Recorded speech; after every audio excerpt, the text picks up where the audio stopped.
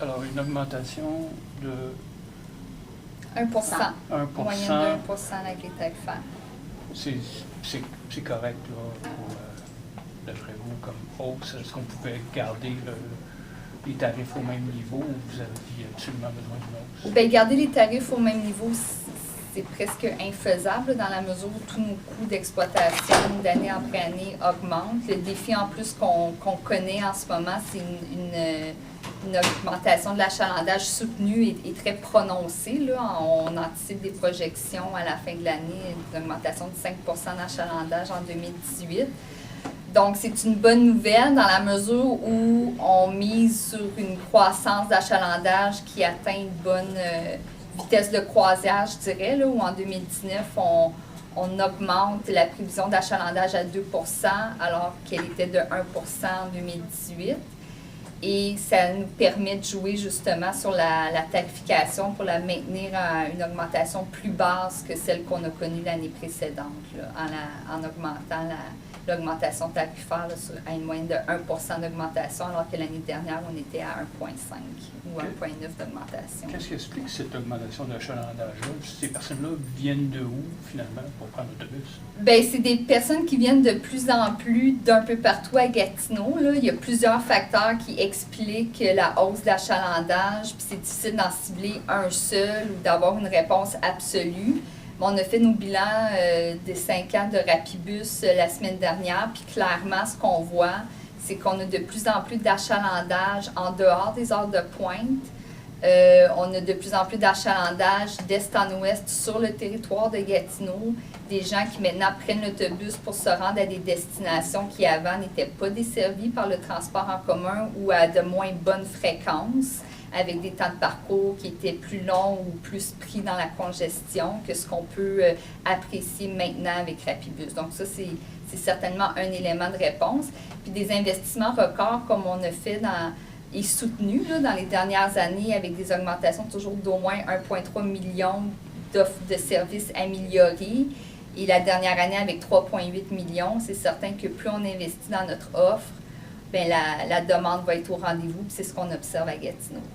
Est-ce que je comprends bien que vous réduisez la dette d'1 demi-million de dollars? C'est ça que je comprends? Ça, c'est des versements. Ça, c'est juste des versements de la dette. Envers la dette. Oui, sur le service de la dette. Ils sont réduits d'1 demi-million. Oui, on versait 25,5 millions, là, sont 25 millions. OK. Puis qu'est-ce qui explique? Là, c'est des règlements d'emprunt, des prêts qui sont terminés. OK. Ça fait le tour pour vous? OK. Bon, je vous remercie. Oui, d'abord, peut-être, je vais répéter probablement la question de mon collègue, mais peut-être revenir sur la hausse de 1 moyenne. Comment est-ce qu'on est arrivé à cette décision-là ce soir? On est capable de se permettre une hausse tarifaire limitée cette année parce qu'on a une croissance d'achalandage qui est au rendez-vous. On avait des projections l'année dernière à 1 on projette terminer l'année avec une augmentation de 5 Donc, et on a aussi une politique sur la mobilité durable là, au Québec qui a été adoptée, qui mise aussi sur une croissance d'achalandage pour soutenir le financement de l'offre, l'investissement dans l'offre de services. Donc, en misant sur un achalandage plus élevé aussi en 2019, là, on a une cible de 2 ça nous permet de modérer la hausse tarifaire puis de la limiter à 1 Comment vous expliquez cette hausse-là de 5 à 6 jusqu'en septembre? Comment vous l'expliquez, ça? Elle est multifactorielle. Encore là, c'est difficile de cibler un seul élément pour l'expliquer. Certainement, puis on l'a vu avec le bilan Rapibus qu'on a fait la semaine dernière, le fait qu'on est capable d'offrir plus d'options de voyagement aux usagers, aux citoyens de Gatineau, clairement, ça a un impact. Là. Ce qu'on a observé, c'est plus d'habitudes de transport qui se développent en dehors des heures de pointe, en autobus. Les gens ont plus de mobilité à l'intérieur de Gatineau, peuvent se rendre à des destinations qui, avant, n'étaient pas desservies ou moins bien desservies, donc plus de fréquences à plus de destinations sur le territoire. Une hausse prévue de 2 là, pour la prochaine année, est-ce que c'est conservateur ou comment est-ce que vous la qualifiez, cette hausse-là?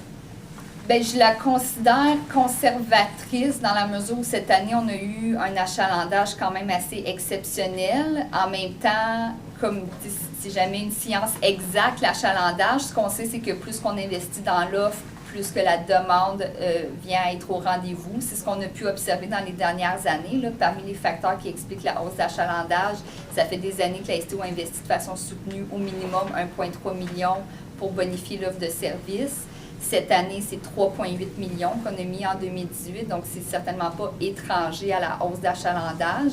Donc 2 c'est optimiste dans la mesure où la croissance, on veut qu'elle se maintienne, qu'elle atteigne un rythme de croisière soutenu, mais c'est en même temps conservateur quand que oui, on regarde des chiffres qu'on a eu qu'on a en ce moment. Là. Vous restez sous le seuil psychologique un peu du 100 $ par mois pour le tarif adulte, plein tarif mensuel.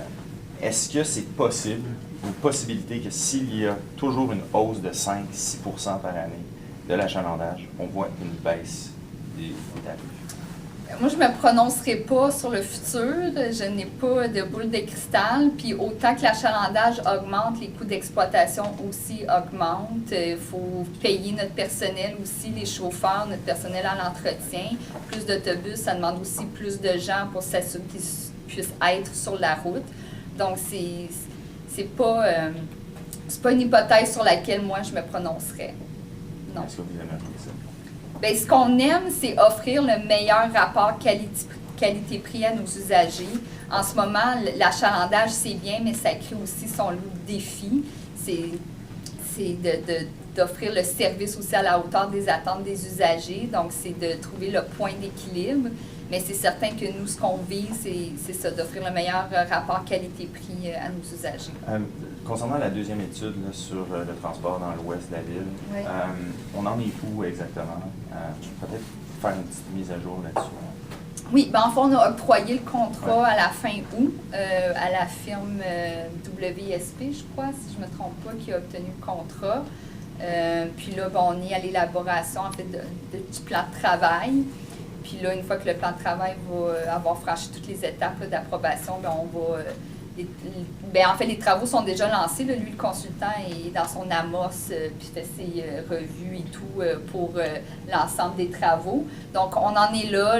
La gouvernance de l'étude est déjà en place depuis un certain temps, même avant l'octroi du contrat WSP. Fait qu'on travaille avec nos partenaires, puis ça suit son cours. Puis le bureau des grands projets, maintenant qu'il y a un nouveau gouvernement, est-ce que ça change un peu la façon de faire? Est-ce qu'il y a eu des discussions déjà entre la STO et le nouveau ministre des Transports?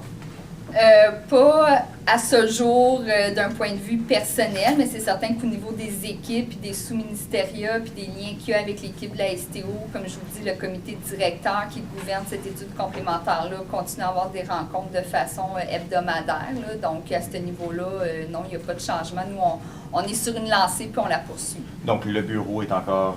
C'est toujours le bureau des infrastructures de Montréal, le bureau des projets majeurs, est toujours impliqué dans la démarche. Ouais. Okay, moi, j'ai fait le tour. C'est bon.